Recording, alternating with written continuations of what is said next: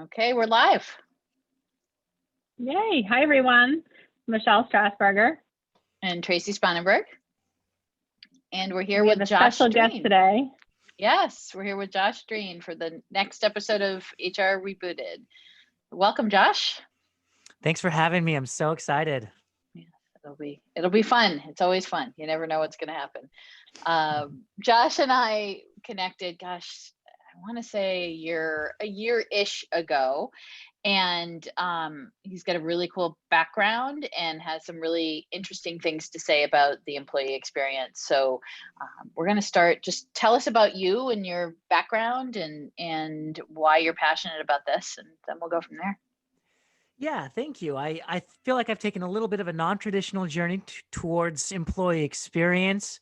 I'm not a practitioner. I was actually a student up until very recently.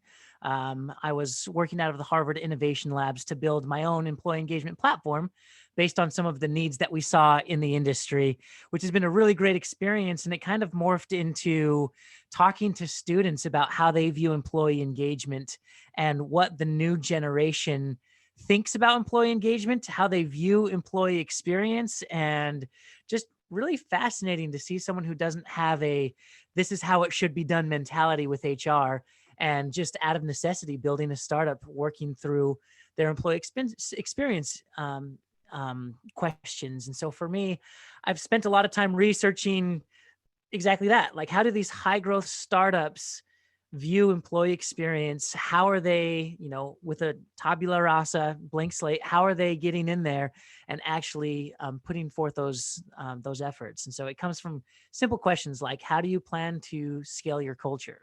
How do you plan to have daily contact with your employees? How do you plan to leverage technology? And so my thought was to package that into a keynote for large corporations who can't move with as much agility, to hopefully help the future of work come sooner for them, especially in 2020, when the future is now, I guess.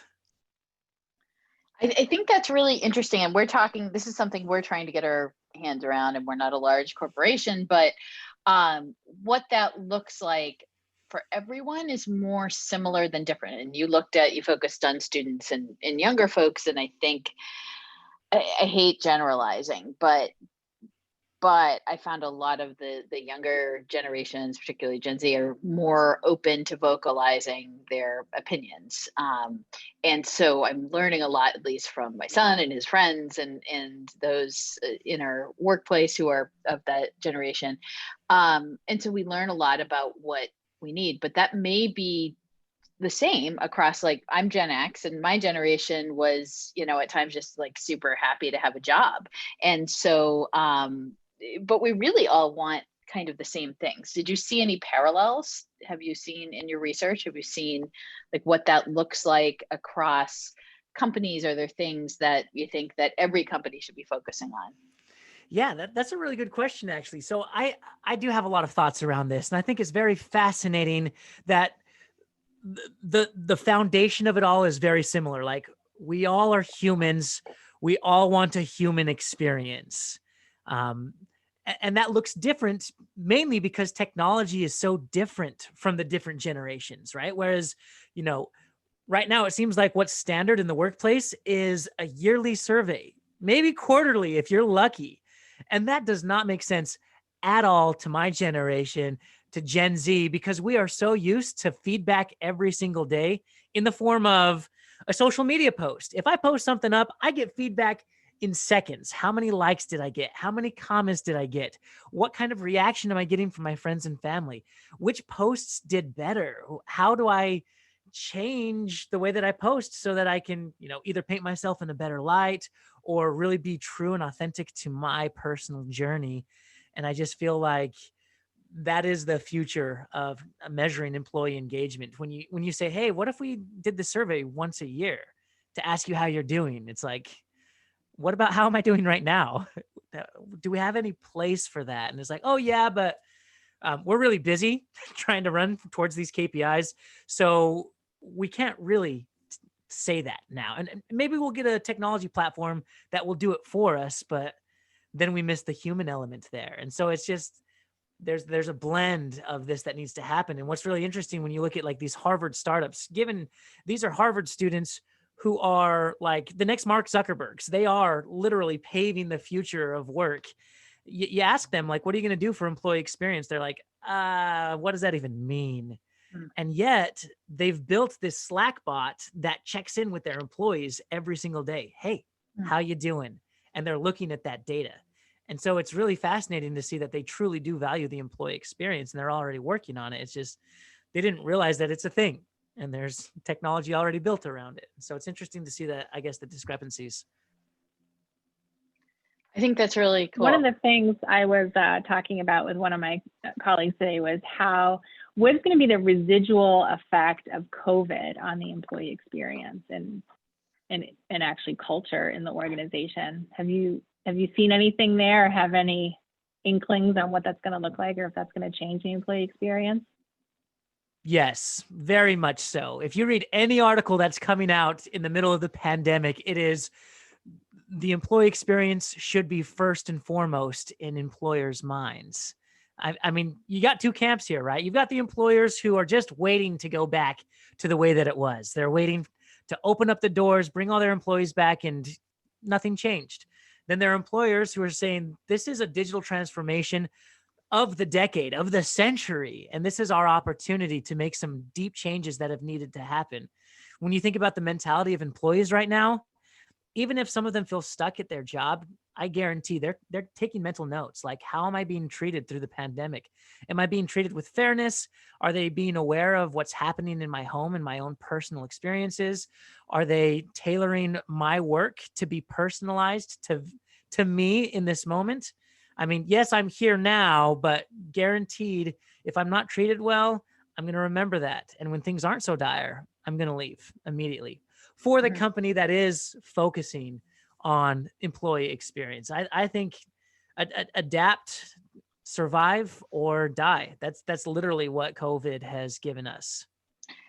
I had the chance recently, earlier this year on April 1st, right in the middle of COVID, to add to my team. We brought someone internally and I brought her in as a people experience manager, because one of the things she's doing is looking at, from way before somebody starts to think about applying to the granted group to when they leave, and that consistent approach, meaning we treat people extremely well all the way through, but personalized and individualized. And this is a multi-year long process, but we're really trying to tap into what is that unique personalized experience for all of our people, because it's very different. And we started kind of doing that with my team and crafting their roles around things that they like to do, that they were good at, and we're going to eventually build that out, because that involves lots of different tech and lots of different platforms and so forth. But one of the things I love about what you and I have talked about, and what you've had experience in, that, we've really moved from that once a year engagement survey. Those are dead.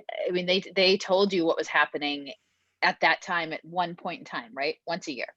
And then we moved to pulse surveys, and what your experience is and what you've been talking about is that real-time analysis, and how do we capture that, and how do we measure that data, and how do we monitor that over time to see how people are doing and how we're feeling, because we're talking so much more about feelings in the workplace, and empathy and vulnerability, and allowing people to be themselves. And I think that that's really critical. And every time I see somebody doing an annual survey, I'm like, oh, it's, we can do better. We can do better. And I know, I've been there, so I get it, but we can do more. Yeah. I agree wholeheartedly. This movement to a continuous listening strategy, sentiment analysis in real time, moving even beyond self-reported survey data, which it's only been that. It's an email that says, hey, can you answer these questions? No one wants to do that. Everyone hates surveys unless there's snacks in the break room. Right. That's that's the kind of world that we're living in. And so I do believe that we are moving toward that, is measuring our culture and being able to give the employees a voice. That's really what we're starting to see. It's no longer, you better just be lucky that you have a job, like 9 to 5, you're right. here, you've got a job, to hey, Ellen DeGeneres, it seems like there's some shady stuff going on here, and that leaks to the press, and then that can literally change her business and her career path if she doesn't treat her employees well. And that's happened with Ellen DeGeneres. That has happened with Away and their CEO. It's happening all over the place. So the employees do have a voice, whether employers like it or not. And they better evolve and start listening to that voice, tracking those metrics, and then putting those actions into place, or else they're going to get left in the dust. Right.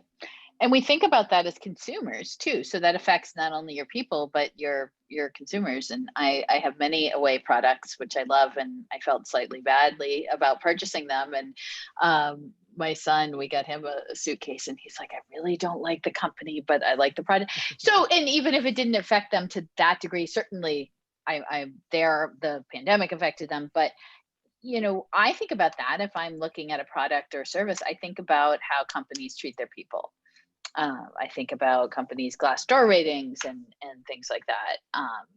I think that's really, really, so that experience extends beyond your employees. It extends to your customers and the community at large, I think.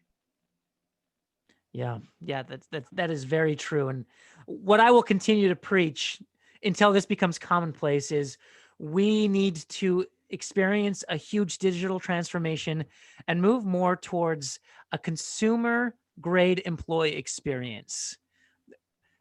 It's insane to me to think that customer experience right now is king. It is so important. I mean, Amazon now in LA, they have stores where your shopping cart can track your items. You just drop it in the shopping cart. It knows the weight. It knows the item. It knows how much it costs. And so you can just take that, push that cart right out to your car, pay it all through your shopping cart. Like, we are that insane about developing the best customer experience possible. And then when you start to think about the employee experience, who, by the way, is customer number one, I don't care what you say. If you can't sell your employees, how can you sell customers? Like, how can you get clients without that? So they have to be raving fans first and foremost. And if they're using clunky software and trying to log into like 6 different systems and actually have to type in their own code because the software doesn't actually do it, like, if we can't evolve into a better employee experience, we are going to be losing employees. They're going to be out the door faster than we can even say, because they're used to a one-click purchase on Amazon. Done. I just bought it. And yet trying to put together payroll is like, what are we doing? So it's very fascinating. Consumer grade and employee experience is on its way. I think it's going to play a huge role in the next 10 years. I think it's going to have to. Yeah, I agree. I think it's important. One of the things that I'm kind of thinking about as we talk through this is we have HR professionals out there that twofold. One, have always been very focused on a one-size-fits-all policy, right, across the organization. Tracy and I hate policies, but it's kind of the way HR was built, right? We have a policy, we have to follow it, these are the rules. So I love the idea of more of a personalized approach, but I'm also seeing HR professionals in this current environment that are completely burnt out and have already the weight of the world on their shoulders. And so how do they kind of link arms with leaders and others and maybe even marketing with, creating this employee experience to really have a successful experience that is not just a burden on HR? Yeah, that's a great question. It's really interesting because we're in the middle of HR Tech Conference right now. It's all virtual. It's great. Yeah. Everyone's pivoting to that, and we're all trying to like pick up as many gems as we can, because you're right. We're burnt out. We're struggling. We've got a whole bucket of processes we got to put into place. And now we're talking about all of these other digital strategies that, like, how do we expect to do this on top of our CEO not like really giving us the room that we need, or not seeing the value of this? And it's really interesting when you look at some of the current research coming out, you start to see the difference between like how HR views their role and how it's transitioning, and how the CEO sees their role. And I think the numbers are still fairly low, and there's still a fair discrepancy there, but you're starting to see CEOs come around as we move from personnel management, processes, strategies, paperwork to human capital, experience management. I think CEOs are starting to see the vision. Like, we have to build a culture, and we're trying, and they've got a lot on their plate. So how do we work in collaboration with HR? And so for me, the answer is we need to have a meeting with HR, with the IT department who runs our tech and executive leaders and come together on what is our vision moving forward. Let's completely Yeah. revamp all of that. Yep. Yeah, and we need to realize people are people who have lives outside of where, like Michelle just popped up with Bentley, right? So we're working remotely, and we have our kids around, or we're working in the office and we're worried about our kids who are doing remote schooling. And I don't know if you caught Josh Burson's keynote yesterday, but I love Josh Burson and I always follow him to see what's going on in the future. I think it's fascinating. He gave an incredible presentation, had an incredible deck that I just pulled up, and talks about the relationship between employee vitality and business performance. And we talked about that for a few years, but the whole slide was titled "Well-being and Resilience: The New Performance Equation." But when I started in HR, we didn't talk about people's well-being being related at all. Like, we told them to leave it at the door, let alone as being related to the business performance. So I think that that's such an important part of the employee experience. And what are we doing? And Michelle and I have talked about this a lot. So what are we doing as employers to support our people in that way, to support their emotional health, to support their well-being, to support their resilience? And yeah. And it's really interesting, right? Because if we're sitting on the foundation of, like, it doesn't matter what color you are, what generation you were born in, where you live, the human elements of this should be the foundation, which you said, like, we leave it at the door first and foremost, right? Come into your job, then you can go pick up the newspaper and take care of your kids. We live in a world now where it all runs together. Work-life blend is where we're at. And so it's a really interesting point to say, if we keep our foundation human, then all of a sudden, like, the noise of the tech, the noise of the research, it doesn't necessarily go away. It just starts to make sense. If I were to say one word, how do we create a better employee experience? Listen to your employees. Hey, let's not make this complicated. Listen to your employees. And then as you throw excuses, well, I'm too busy, or, well, every one of my employees has a different experience. And if I were doing one-on-ones with all my employees regularly, then I would be doing this 100% of the time. Yeah, okay. So now let's start to figure out the strategy, the process. Is there a tech that will facilitate that listening strategy? Is there someone you can hire that can come on to help facilitate those one-on-ones? You can't just not do it. Like, right. that is not the option. You have to do something. So let's talk about building a digital strategy around the human elements of it all. That's awesome. So as we, I love that.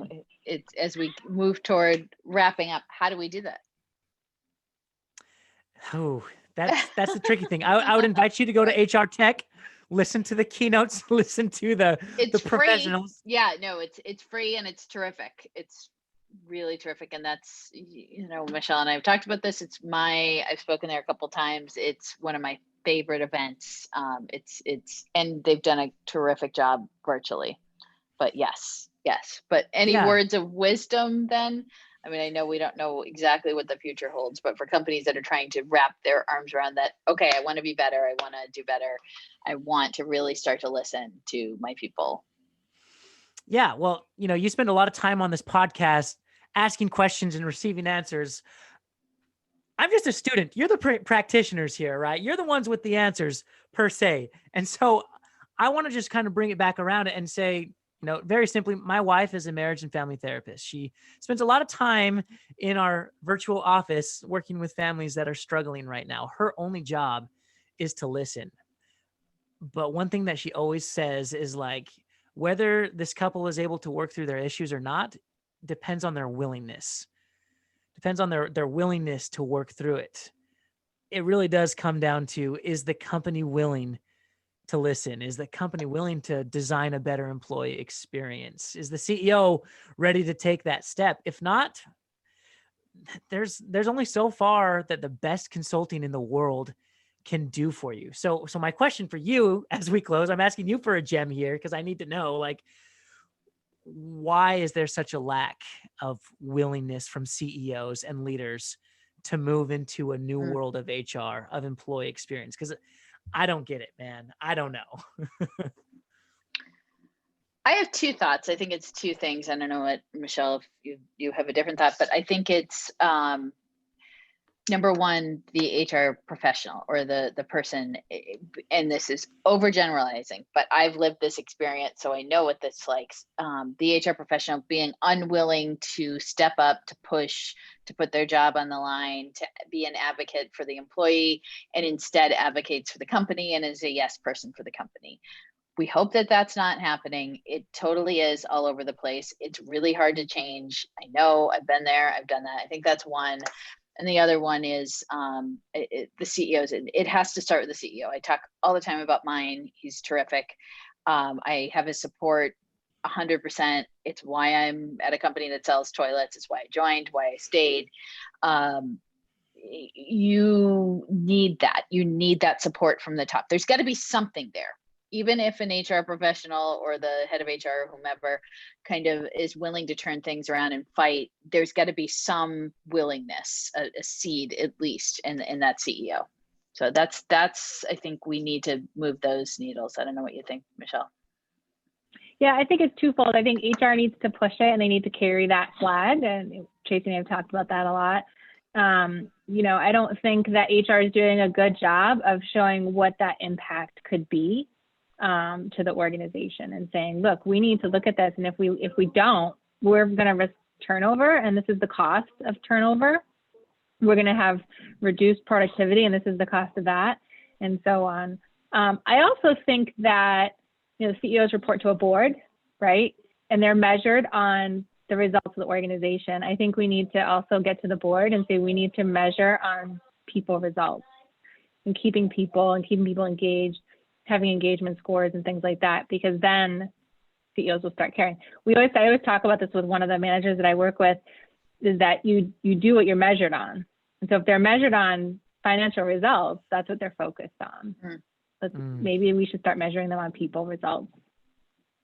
I think that was a beautiful call to action. HR professionals, CEOs listening to this right now, we just threw it out there for you. You need to step up to the plate. That's what I just heard, right? We need to step up to the plate and realize that in the long run, whatever pain that we experience trying to get there and transforming to this new now of work, if you will, it's happening. You got to come on board with us. If you're not jumping on board now, you're going to be left in the dust. And that's just how it is. Start by just putting in your next job position that you post, just put digital, put remote, and figure it out. Right. Because top talent will not work for you if you do not have a remote option at this point, period. Evolve or die. That's really the message here. Absolutely. Well, with that, how can people reach you, Josh? Where can they find you? What do you want to share at the end? I'd be tickled if you followed me on my LinkedIn. It's just @JoshDrean. I'm posting almost daily videos about what I believe is the future of work based on current research, based on some of the things that I'm learning from these young startups, and just trying to be on the bleeding edge of the future of work here. So definitely check me out there. You can check out my YouTube channel. It's a little bit more fun, a little bit more vlog style. And just would love to keep in touch. So reach out to me @JoshDrean. And both are great. I've seen many of each and been a part of some. So they're excellent. So definitely follow Josh and catch us, and we'll see you next time. Thank you. Bye. Bye. Thanks.